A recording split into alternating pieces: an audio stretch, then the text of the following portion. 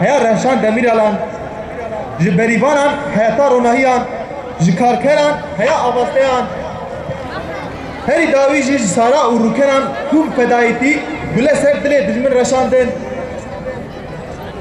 Agirê serhildanê û azadiyê serhilderên Kurdistanê evê tu carî nemirin. Kawayê hemdem ên ku şoptarên rêber abone mazlum agît zekiye û çaranin. Li çiyayên azad bi taybet zapê li hemberî dijmin bedena xwe dikirin mertab û mirin têk birin. Şervanên azadiyê ê ku tişt dixin dilê dijmin êdî bûne temînata Kurdistanê û careke din di haqên zalim têk dibin.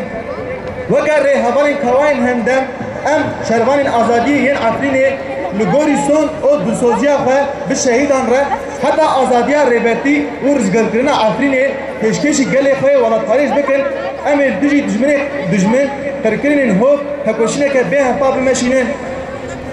Meşaleya serhildanên ew her tim rêya gelê me bi rûmet ronî bike. Li ser dê bingehê em Newroza hemû şehîdên şoreşê gelê û welatparêz hemû hevreyan bi serî de rêber apo ku sedema hebûna me pîroz dikin.